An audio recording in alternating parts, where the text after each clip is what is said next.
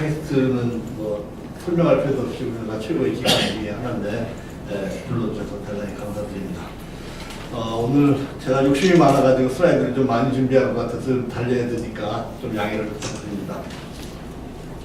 뭐 잘 아시겠지만 4차 산업혁명 기억해 들으셨을 겁니다. 근데 의료도 정말 4차 산업혁명인지 그건 잘 모르겠어요. 의료를 갖다가 중요한 이벤트마다 누가 따져봤는데 13차 혁명쯤 된다고 주장하는 사람도 있으니까요. 어쨌거나 지금 모든 게 다 4차로 묶여서 그냥 도매금으로 떠내려가는 것 같습니다. 의료도 마찬가지 상황이고요. 예. 뭐 많이 보신 사진일 테지만 이게 2003년도에 5년도에 교황주기식인데 이 교황주기식의 장면과 2013년 교황주기식의 장면에 차이가 많이 나죠. 전부 다 2013년에는 스마트폰을 들고 있습니다.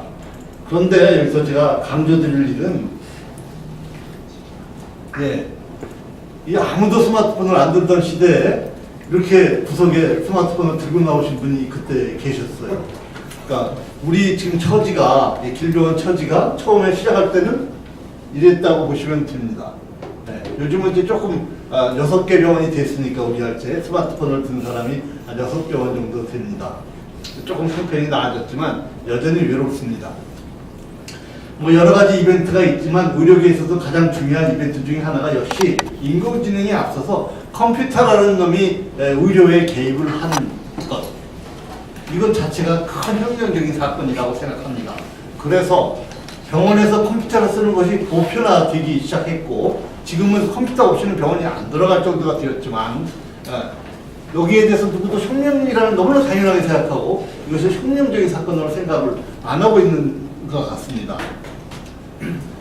의료로 이제 좀 포커스를 돌리기 전에 그 의료에 인공지능이 들어오기 직전에 어떤 일이 있었냐면 물론 인공지능의 역사는 굉장히 오래 거슬러 가지 않습니까? 튜링서부터 따지면 더 오래 거슬러 가고 한 50년대로 거슬러 올라가는데 2011년에 저파디 퀴즈쇼라는 거에 IBM 왓슨이 도전을 합니다. 되게 큰 사건입니다. 사실은 별건 아닌 것 같지만 저파디 퀴즈쇼는 보신 분들이 있겠지만 저파디 퀴즈는 단순한 리콜하는 퀴즈가 아닙니다. 예를 들어서 44대 미국 대통령이 누구냐 물어봤을 때 오바마 대통령이다 이렇게 말하는 건 너무나 쉬운 퀴즈죠. 장학 퀴즈 수준에. 그렇지만 이것은 예를 들어서 문제를 케냐 출신의 아버지와 백인 어머니 사이에서 하와이에서 태어났고 시카고에서 정치적 성장을 이뤘으며 8년 전에 워싱턴 DC로 이사온 민주당 출신 거물 정치인 누구냐 이렇게 물어보면 상당히 많은 정보를 서로 인티그레이션해서 추론을 해야 답을 알 수 있는 겁니다. 왜 이게 중요하냐면 보십시오. 여기에서 양쪽에 있는 분들은 한 분은 미국의 전설의 상금왕입니다. 최고로 상금을 많이 딴 퀴즈쇼에서 또 한 분은 최다승왕입니다. 챔피언들이죠. 이 챔피언들을 보시면 상금 보이지 않습니까? 왓슨이 압도적으로 이 사람들을 물리치고 있는 거죠. 상대가 안 된 수준입니다. 제가 왜 이 사진을 보여주냐면 여기에 레드박스를 한번 보십시오. 레드박스에 이건 왓슨이 추론을 한 겁니다. 이 퀴즈 문제의 답이 에밀리 디킨슨의 확률이 99%, 월트 휘트만의 확률이 60% 이런 식으로 순식간에 계산을 해내고 추론을 해내서 답을 인간보다 빨리 맞추는 겁니다. 왜 이랬을까요? 이건 IBM이 의도적으로 이 퀴즈쇼에 도전했다는 걸 아는 게 보세요. 이건 의사들의 일상 장면입니다. 의사들이 매일 아침 회진하는 장면이라고 보시면 됩니다. 똑같은 일을 합니다. 저파디 퀴즈쇼하고 레드박스 안을 보시면 이 환자를 앞에 놓고 의사들이 추론을 합니다. 이 환자가 CHF라는 컨제스티브 허트 페일러라는 병명입니다. 우혈성 심부전증일 확률이 99%, COPD는 폐쇄성 폐질환일 확률이 60%. 아까 에밀리 디킨슨 휘트만 따지는 건 똑같은 과정으로 우리 매일 일상적으로 반복을 하니까 제 생각에는 IBM 물론 인정은 안 돼. 제 추론에는 IBM이 의료계로 들어오려고 의도적으로 저파디 퀴즈쇼를 챌린지를 해서 인간을 이기고 그 신뢰를 바탕으로 그 다음 해 2012년에 바로 의료계로 들어왔습니다. 보면 문제를 듣고 왔으니 문제를 알아차린 다음에 컴퓨터를 보내서, 물론 인터넷에 연결이 안 돼 있는 겁니다. 답을 추론해 가지고 순식간에 한 5, 6초 만에 인간보다 빨리 답을 알아내서 부자를 올렸습니다. 그런데 바로 이 부분입니다. 이 엄청난 메모리 데이터를 갖다가 순식간에 인간보다 빨리 인티그레이션 해서 답을 알아낸 요 점인데, 이게 사실은 완전히 우리들 시청말로 글자 노가다거든요. 보시면 왜 이런 여기다 포커스를 맞추냐면, 지금 현재 메디컬 인포메이션 데이터가 쌓이는 게 매 3년마다 더블링이 됩니다. 2배가 됩니다. 근데 앞으로 2020년이 되면 매 3일마다 2배가 됩니다. 인간이 다 습득을 하고 소화를 할 한계는 이미 예전에 넘어갔습니다. 그러니까 이 휴먼 혼자는 도저히 할 수가 없습니다. 그래서 인공지능하고 협업을 해야 되는 시대가 된 겁니다. 보시면 이 글자 노가다라는 거, 이거 컴퓨터가 훨씬 더 잘합니다. 데이터를 정리하고 컴퓨터를 만들어서 거기서 익스트랙션을 하고 어떤 추론을 하는 일은 인간보다 인공지능이 훨씬 성적이 좋기 때문에 협업을 할 수밖에 없는 상황이죠. 예. 그래서 이게 바로 이 퀴즈쇼 다음에 2012년에 미국의 메모리얼 슬론 캐터링 병원이 뉴욕 맨하탄에 있는 미국 3대 암진료기관 중에 하나입니다. 그래서 미국의 3대 암진료 중에 최고 수준의 병원인데, 그 병원에 접근해서 이걸 이용해서 암 치료를 해보자 이렇게 한 겁니다. 2014년에 한 2년 돌려보고 그 결과를 아스코, 이건 미국 임상암학회에 준 말입니다. 미국 임상암학회가 세계 최대 암학회입니다. 이 학회에 그 결과를 발표를 처음 했습니다. 2년 만에. 마침 제가 우연히 이 논문을 보고, 우리 병원도 좀 들여와야 되겠다 이렇게 마음을 먹었는데, 2014년부터 들여올 때까지 2년이 넘게 걸렸습니다. 대부분 시간에 무슨 테크놀로지컬 프로블럼이 있어서 2년이 걸린 게 아니라 컨센서스가 형성이 안 돼서 그렇습니다. 2014년은 우리가 알파고 사건이 2016년 3월에 났지 않습니까? 그때보다도 한 2년여 전이기 때문에 사람들이 인공지능에 대해서 아직 컨셉이 없을 때입니다. 그래서 인공지능을 진료에 들여오자고 하니까 당장 무슨 로봇으로 의인화를 해가지고 어떻게 로봇한테 사람의 생명을 맡길 수 있느냐 해서 정서적으로 일단 윤리적으로 말이 안 되는 얘기다 이렇게 주장하는 사람이 거의 대부분이어서 이런 컨센서스를 이루는데 한 2년여를 소비했습니다. 엄청난 저항이 있었습니다. 특히 의사들이요. 그래서 우여곡절 끝에 저 설득을 해서 마침 또 이해 2016년 3월에 이세돌 무단의 사건이 있어가지고 좀 탄력을 좀 받아서 9월 8일 날 런칭 세레머니를 하게 됐는데, 그때 인사 많이 받았습니다. 무슨 동작이 그렇게 빠르냐고, 이세돌 사건이 난 지 몇 달 만에 벌써 들여오느냐, 그런 칭찬을 많이 받았는데, 칭찬 아닌 칭찬은요. 사실은 그건 아니고 저희는 2014년부터 준비를 했는데 그 사정을 모르고 한 말이죠. 네, 운이 참 좋았습니다. 9월 8일 날 런칭했는데 9월 9일 하루만 늦었어도 모든 뉴스가 여기에 다 묻혀버릴 뻔했는데, 기란의 병원이라 좀 이렇게 하루 일찍 했습니다. 도입 동기는요, 어떻게 하면 인공지능을 통해서 최고 품질의 진료를 제공하느냐인데, 저희 이런 강연할 때마다 질문 많이 받습니다. 특히 연대, 서울대 가면 왜 우리 병원은 안 들어왔을까요? 저한테 할 질문은 아니죠. 자기네 의료원장한테 할 질문인데도 저한테 막 합니다. 그러면 제가 대답을 해줍니다. 아마 우리처럼 절실하지 않아서 그랬을 것이다. 왜 절실하지 않을까요? 지금도 암 환자 많은데요. 네. 그래서 작금의 사정은 소위 빅4라는 병원에 전체 암 환자의 70%가 다 집중됩니다. 지금도 그렇습니다. 그리고 암 진료비를 따지면 전체 환자의 한 90%의 암 진료비가 빅4 병원으로 몰리고 있습니다. 몰려도 너무 많이 몰립니다. 그러니까 어떤 일이 생길까요? 이런 일이 생깁니다. 석 달 예약 대기에 가서 미니멈 30분 그 앞에 가서 또 대기하고 맥시멈 3분 진료라는 얘기가 나옵니다.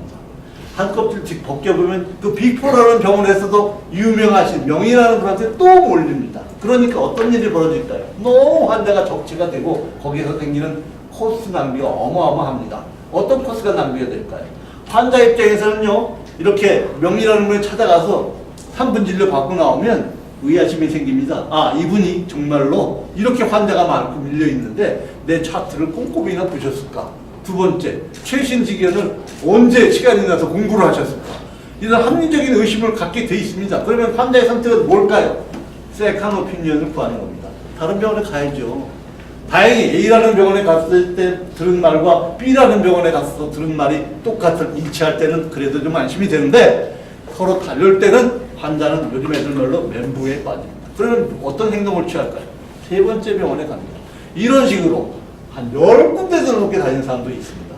그 사이에 어마어마한 코스트 낭비가 발생합니다. 국가적으로도요. 또 개인적으로도 돈이 많이 들어가죠. 돈보다 더 중요한 건 환자한테는 치료 시기를 낭비를 하게 됩니다. 이거는 돈으로 어떻게 환산할 수가 없어요. 이런 일들은 최소한 막아야 되고 하려면 우리가 인천 시민, 제 병은 인천에 있으니까 인천 시민한테 삼성병원에 가지 마시고 우리 병원에 와서 치료를 받아도 충분히 진료 퀄리티가 차이가 안 납니다. 우리가 100번 설명을 드려도 안 통합니다. 왜 그럴까요? 그건 우리가 아직 그 빅4 병원보다도 우리 커뮤니티에 신뢰를 못 주고 있기 때문입니다. 어떤 신뢰일까요? 자, 빅4의 두 병원은 100년이 넘은 우리나라 최고의 대학교를 배경으로 하고 있습니다. 나머지 두 병원은 우리나라 최고의 재벌병원입니다. 그러니까 그게 턱이 생각보다 넘는 거죠. 그 신뢰가 굉장한 겁니다, 우리 사회에서.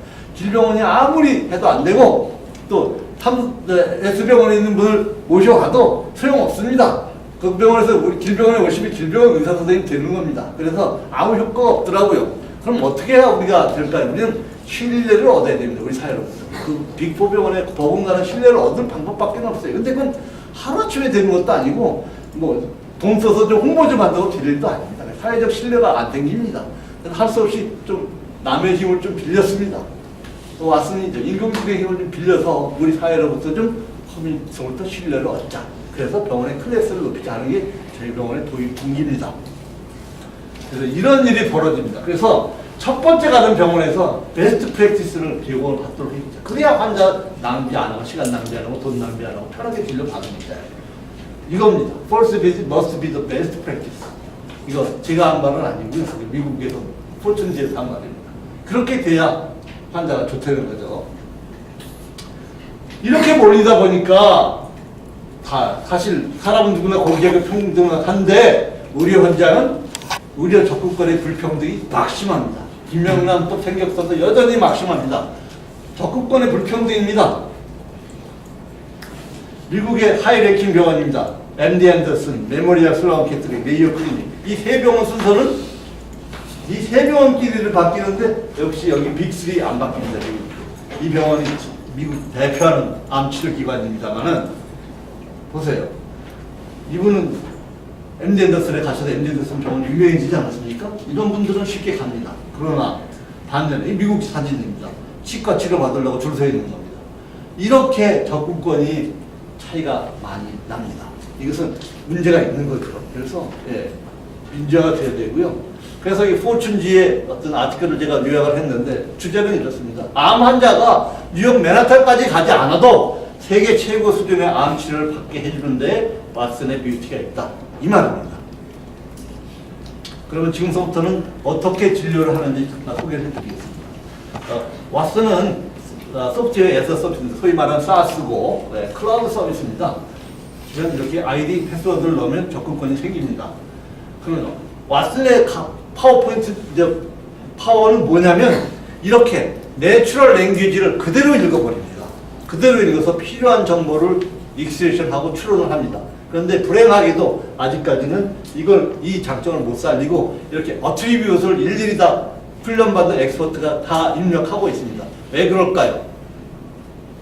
왜 이렇게 좋은 방법이 있는데 아직까지도 우리 사회가 이 일렉트릭 메디컬 레코드를 다 렌더링 해가지고 미국에다가 보내는 거에 대해서 아직 컨센서스가 형성이 안 돼 있습니다. 굉장히 거부감을 많이 갖습니다. 어떻게 국민 민간정보, 의료정보를 갖다 미국에다 다 남기냐? 아직 저항이 말도 못해서 일단은 이렇게 피해가고 있습니다. 보면 다행히 최근에 한글 버전이 나와서 환자들은 더 이해하기 쉽게 됐고요. 의사들은 조금 불만입니다만은 이렇게 다 넣게 되어 있습니다. 필수 이렇게 되어 있지 않습니까? 이 데이터는 꼭 넣어야 대답을 해줍니다. 그런데 잘못 넣으면 왓슨이 야단칩니다. 보세요. 환자 피경 상태를 확인해 주십시오. 점잖게 얘기했지만 사실 야단친 겁니다. 위에 보시면 이 환자는요, 72세 여자 환자입니다. 근데 menstruation을 하는 걸로 인정하니까 이거 다시 한번 봐라. 정신 차려 이 사람아. 이 얘기입니다. 이렇게 양방향으로 작동을 합니다. 그러면 이렇게 답을 줍니다. 한 7, 8조 걸립니다. 그린은 미국 아까 메모리얼 슬론 캐터링 병원의 치료 방침이라고 보시면 됩니다. 거의 비슷하니까요. 옐로우는 메모리얼 슬론 캐터링 방침은 아니지만 거기에 버금가는 그래도 치료를 권할 수 있는 그런 첫 번째 리커멘데이션, 두 번째는 컨시더레이션입니다. 세 번째는 뭘까요? 이것은 컨트라인디케이션입니다. 하면 안 되는 치료입니다. 빨간 거. 예. 그리고 그 이유도 다 설명하고 있습니다.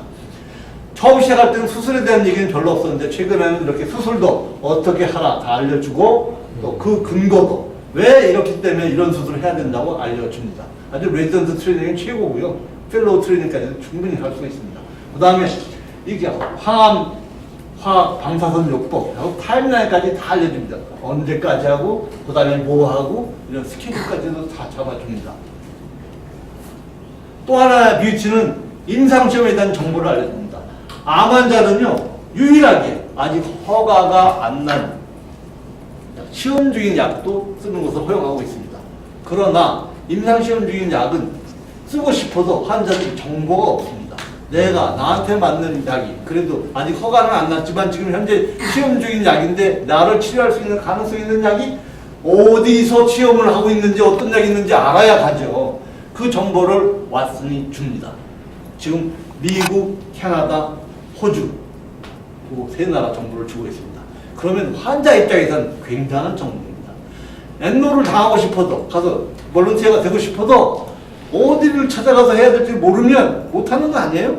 알려주니까 최소한 가서 물론 리크루트가 되고 안 되고는 또 다른 문제지만 가서 얘기를 해볼 수 있는 거 아니에요? 그럼 살 찬스가 그만큼 늘어나는 겁니다.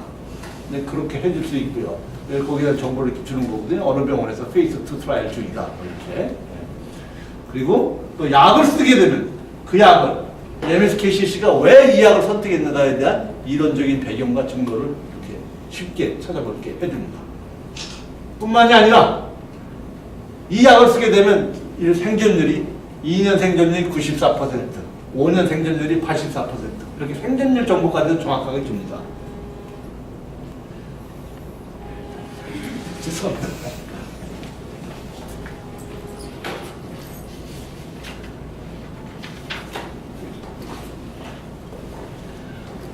뿐만이 아니라 합병증 정보를 이렇게 잘 줍니다. 여기 보십시오. 여기 보면 파란색은 정리한 합병증입니다. 예, 노란색은 중간정도, 빨간색은 아주 심한 합병증입니다. 보시면 그 합병증이 발생할 확률이 이렇게 나옵니다. 그럼 어떤 일이 벌어질까요? 환자들이 굉장히 많은 정보를 얻습니다. 의사로부터. 과거에는 이런 일이 없었습니다. 그런데 이렇게 되면 환자들이 말을 하기 시작합니다.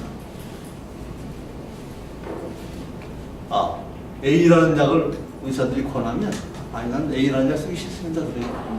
나는 B라는 약 쓰고 싶어요. 그 이유가 나는 젊은 여자고 외부 직장 생활도 해야 되는데 난 머리카락 빠지는 거 싫어요. 그러니까 A라는 약을 쓰면 머리카락이 빠지는데 B라는 약을 쓰면 약간 구역질은 나지만 머리카락은 안 빠지지 않습니까? 그러니까 난 B라는 약을 쓰게 해주세요라고 환자가 구체적으로 요구합니다. 의사가 거부하게 할 수가 없습니다.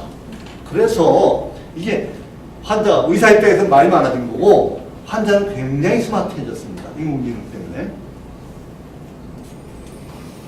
그래서 앞으로 금년 말쯤 되면 전체 암의 한 80%를 커버할 수 있을 것 같고요. 2020년이 되면 거의 100% 암을 커버할 수 있을 것 같습니다. 환자 입장에는 어떨까? 이게 직접 진료하는 모습인데요. 이렇게 환자를 한 분 두고 의사가 6명, 5명 붙어서 이렇게 친절하게 진료를 해줍니다. 최근에 어떤 병원에서 15분 진료한다고 막 크게 레스콘 플레이를 했는데 이게 15분이 아니고 이 6명의 환자가 30분씩 해주면 3, 6, 18, 180분입니다. 그러니까 환자 만족도는 어떨까요? 당연히 높죠. 네. 그리고 또 매달 모여서 이렇게 크리티컬 리뷰를 해서 우리가 꼭 반출을 하고 반성을 하고 수정을 합니다. 환자 신뢰 반응은요, 만족도 10점 격대 9.34니까 거의 만점입니다. 최고 수준으로 나왔고요. 저희들이 원하는 거, 신뢰도 엄청나게 높아졌습니다. 그래서 바라는 대로 다들 슬쩍 SNS 컨닝 좀 해봤습니다. 인천 사람과 그랬더니, 이거 우리 아버지 삼성병원 다니기 힘드시는데 질병원을 그냥 다녀야 되겠다. 이렇게 우리가 바로 바라는 바죠. 네. 그 다음에 여러 가지 변화가 나타나기 시작했습니다. 중요한 변화가 뭘까요? 진료 현장에서. 네. 이겁니다. 첫째는 과거에 아무리 우리가 페이션트 센트리 환자 중심 진료 어쩌고 저쩌고 그래도 의사가 중심이 된 진료를 해왔습니다.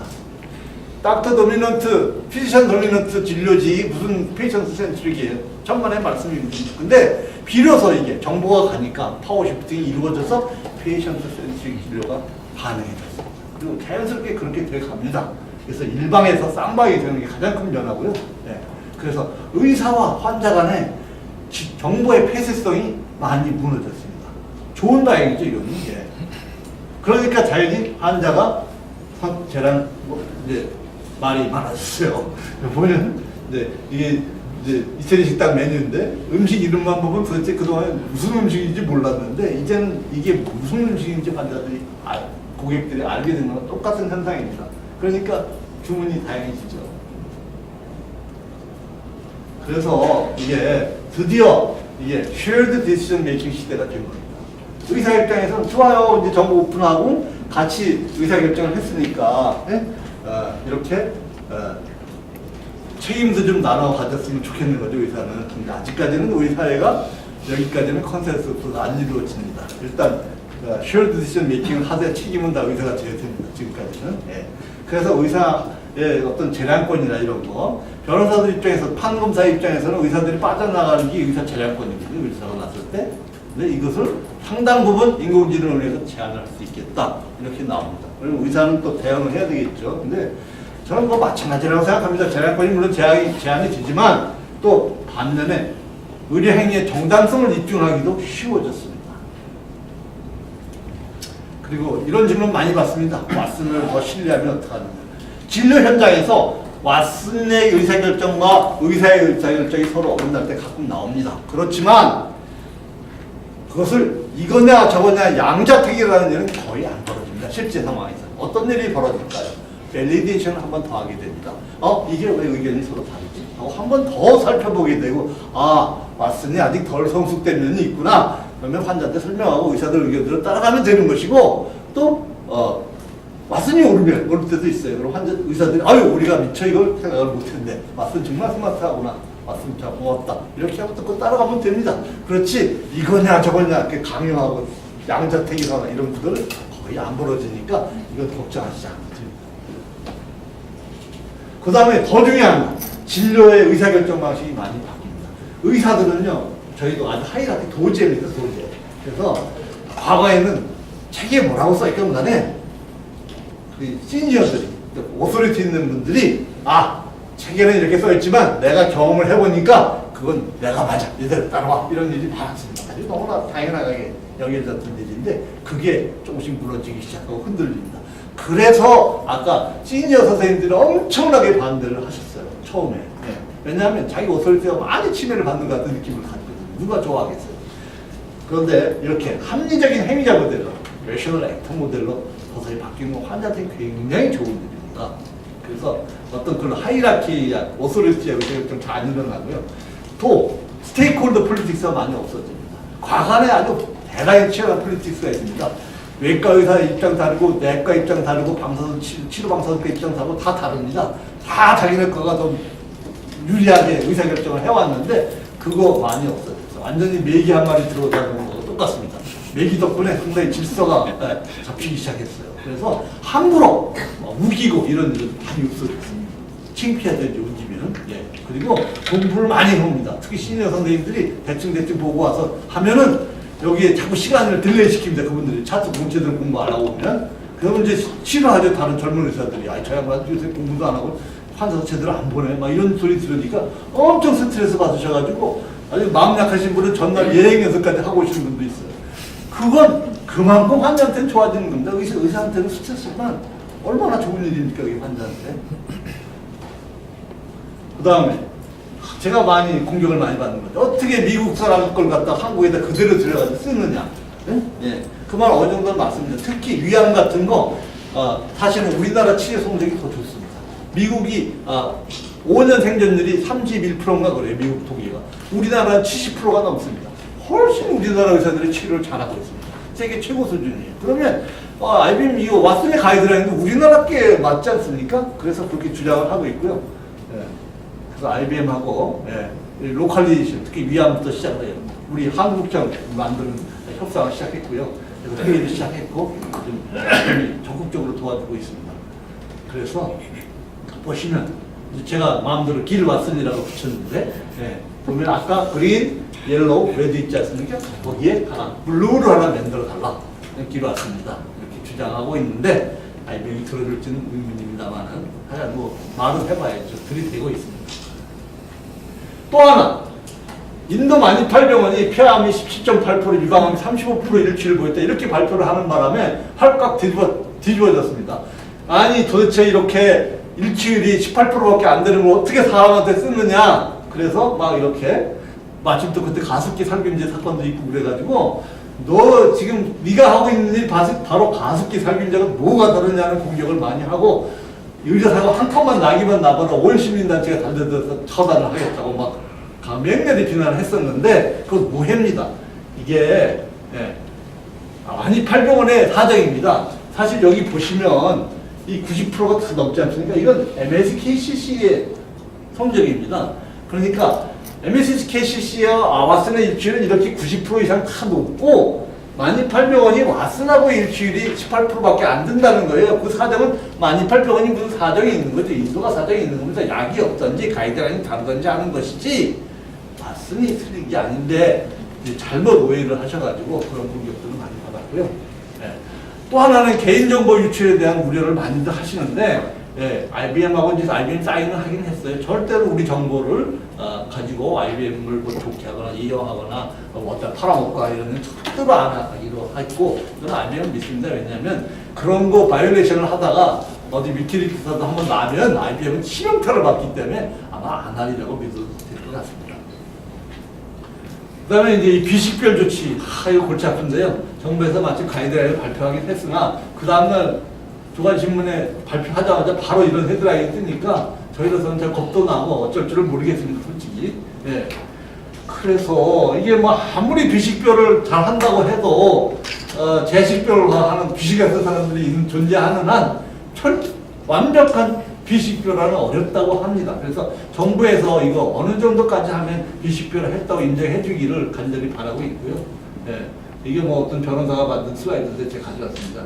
아이언맨도 한국에서는 이거 수트 입다가 개인정보 이용 고지 화면이 장렬하는 바람에 아이언맨이 떨어져 죽었다고 그럽니다. 이런 음악 미지도 하다는 거죠.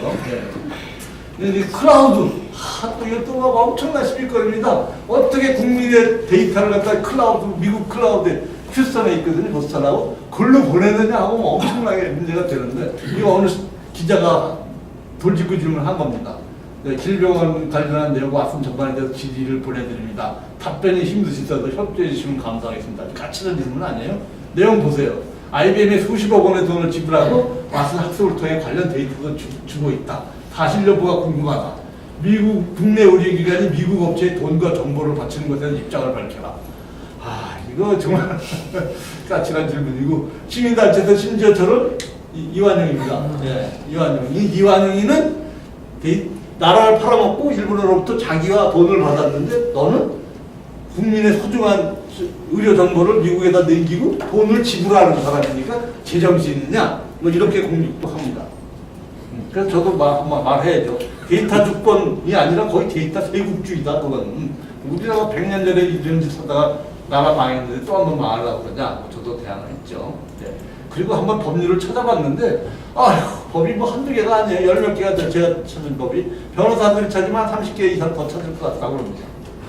그런데 중국은 이렇게 펄펄 납니다. 마윈 아니니까 거기 마음대로 데이터 마음대로 쓰거든요. 그래서 AI 관련 논문 숫자로다 이게 2015년에 차이나는 이렇게 엄청나게 차이가 납니다. 1등이 차이나예요. 2등이 미국이에요. 한국 어디 있습니까? 싱가포르 밑에 있습니다. 참 큰일 났습니다. 우리가. 앞으로 못 먹고 살지. 또 하나는 노인화가 급격히 돼갑니다, 나라가. 그러면 보통 노인들이 31%가 4개 이상의 질환을 갖고 있어요. 그럼 엄청난 의료비가 들어갑니다. 미국이 망하죠. 빨간 미국 통계거든요. 미국이 망하면 김정은이 미사일 때문에 망하는 것이 아니라 핵폭탄 때문에 망하지 않고 의료비 때문에 망할 거라고 그럽니다. 미국 사람들 얘기입니다. 그런데 한국 보세요. 한국은 더 높습니다. 더 심각합니다. 문제 키가 좋죠. 돈 없어서 죽는 사람 없게 해주겠다. 좋습니다. 그런데 그 돈은 또 누가 마련할 건데요? 이 약 키트로다라는 유명한 약입니다. 1년 약값이 얼마겠습니까? 1억 3천만 원입니다. 이 약 하나 씁니다. 그러면 이 약 하나 쓰면 5년 생존율이 30%가 넘습니다. 그러면 자 옛날에는 아버지가 암에 걸리면 식구들 길바닥에 나설까봐 한 석 달 더 살 거면 그냥 군뱅이 대놓고 돌아가셨어요. 그러냐 지금은 다릅니다. 이거 하나 쓰면 5년 생존율이 31%, 두 가지 병행에 보면 5년 생존율이 50%. 그러면 아버지 우리 식구 길바닥에 나서면 안 되니까 그냥 돌아가십시오. 그러면 어느 아버지가 납득을 하겠어요? 야 이렇게 애써서 키웠는데 저거 한다 소리 이거냐? 자식이니까 욕은 못하고 나라 원망합니다. 4대 중증질환, 암 질환 보장해준다더니 돈 없어서 죽는 사람 없게 만든다더니 나 돈 없어서 죽어야 되는 거 아닙니까? 나라 원망하게 돼 있어요. 큰 문제입니다. 그래서 인공지능을 이용해서 지금 캔서가 이렇게 진행하면 이 종말 단계에서 막으려고 그러면 막을 수가 없어요. 김정은이 미사일, 핵미사일처럼 돈도 많이 들고 고통도 크고 요 초기 단계에서 막으면 돈도 훨씬 줄 수가 있습니다. 바로 인공지능의 뷰티에 여기에 있는 겁니다. 또 하나는 천문학적인 약 개발비를 떨어뜨려야 약값을 떨어뜨릴 수 있습니다. 인공지능에 의해서 드러그 디스커버리 돈을 많이 줄일 수 있습니다. 보세요. 데이터를 집어넣으면요. 그냥 이 병을 통째로 갖다 정보를 다 집어넣으면 인공지능이 알아서 이 병을 이길 컴파운드를 만들어냅니다. 이런 물질이 있으면 되겠다.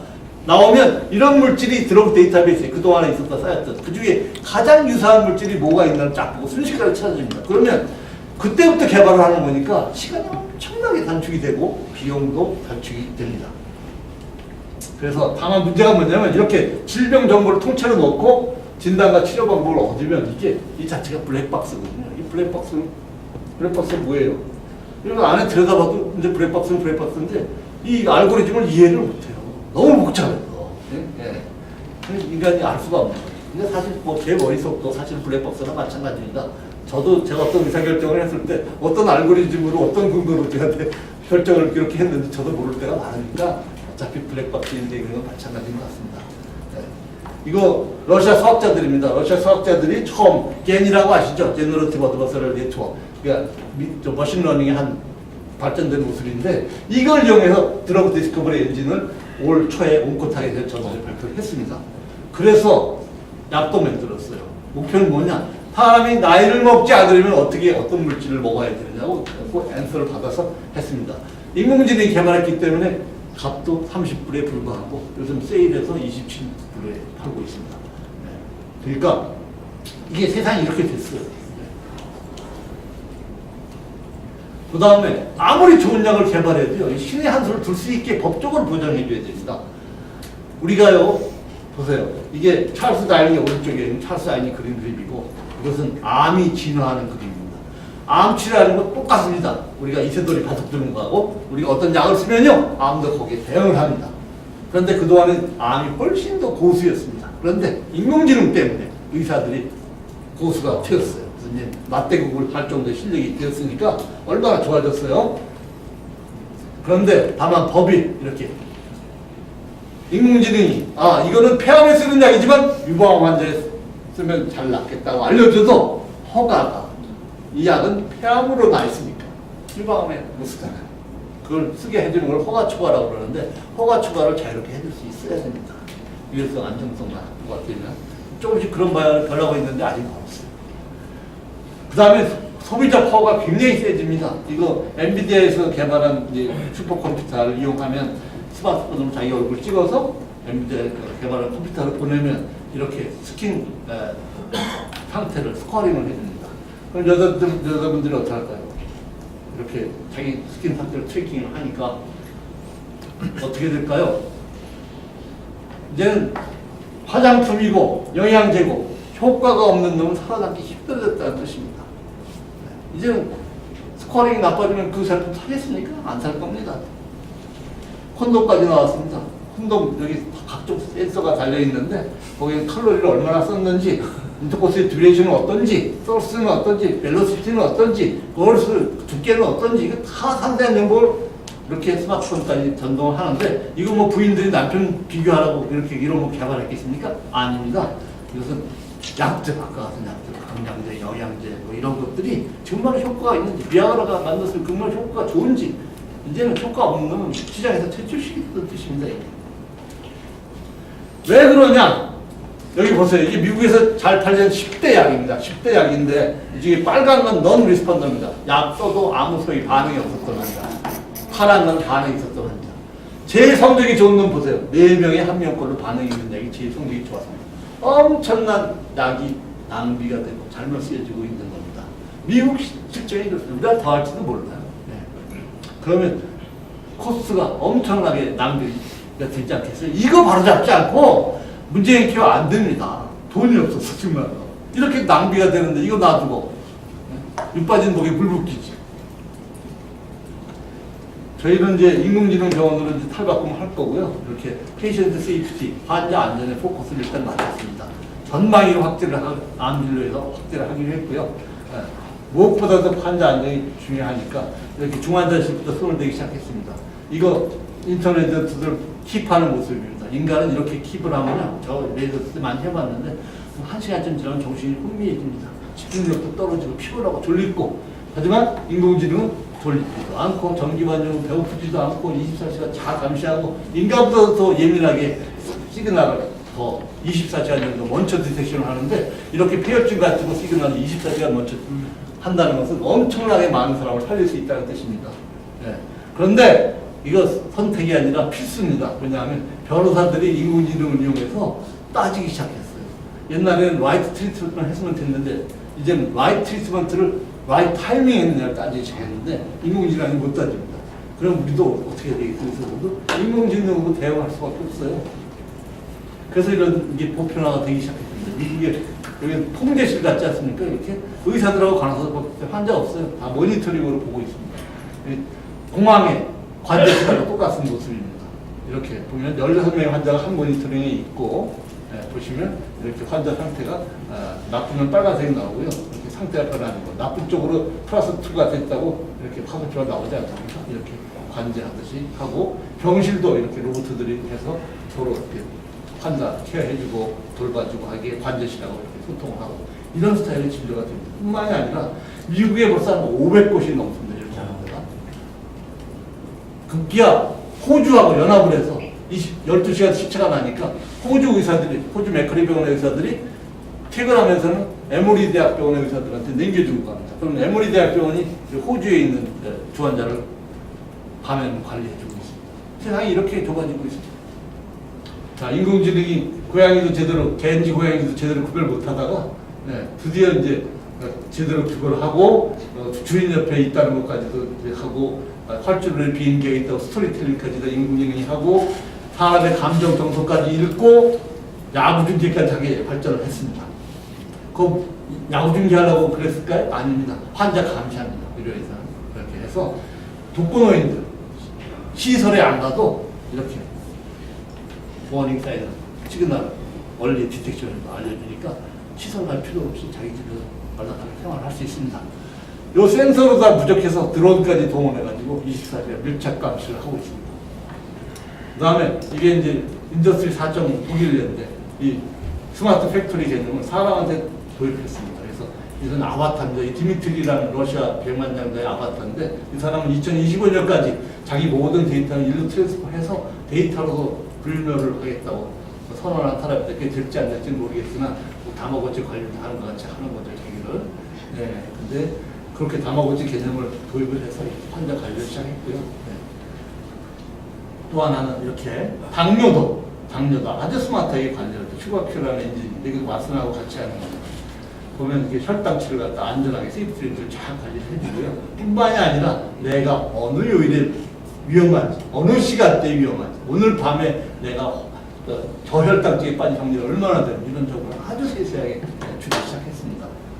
마치 이렇게 내가 위험할 때 언제인지 주면서 그 다음에 병원 물류가 굉장히 많은데 병원 물류를 이렇게 로봇을 이용해서 하면 마치 저 아마존의 시보 아닙니까? 이런 로봇들이 실제로 다니고 있습니다. 배식 로봇입니다. 간호사를 도와줄 로봇도 등장하고 실제로 다 쓰고 있는 것들이에요. 또 환자 낳는 로봇도 이렇게 이용되고 있고 여러 가지 병원에 이런 일들이 많이 있거든요. 가서 굉장히 힘든데 이렇게 로봇의 도움으로 힘든 일을 많이 해내고 리세셔니스트까지 등장하고 벨기에 병원입니다.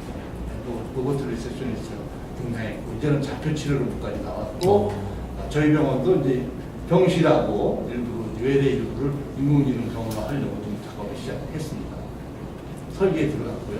여러 가지 다양한 서비스를 필요되고 요거는 이제 사람 감정 정서를 읽는 기계인데요. 이 기계는 바이탈 정보가 이렇게 가면 조합해서 이 사람이 화가 났는지 슬픈지 즐거운지 이런 거 다 압니다. 보시면 화가 나 있는 표정이 딱 87% 이상의 크래시가 있다고 합니다. 그러면 이제 이런 서비스를 할 수 있겠죠. 우버 나왔습니다. 이미 서비스가 되고 있습니다. 이런 데이터 이용해서 이제 문제가 있으면 이렇게 드라이브 리스트가 가서 이 안에 들어가면 의사를 화상으로 만날 수 있고 그러면 우버 택시 개념으로 문제가 있으면 이게 차 그대로 병원까지 데리버를 해줍니다.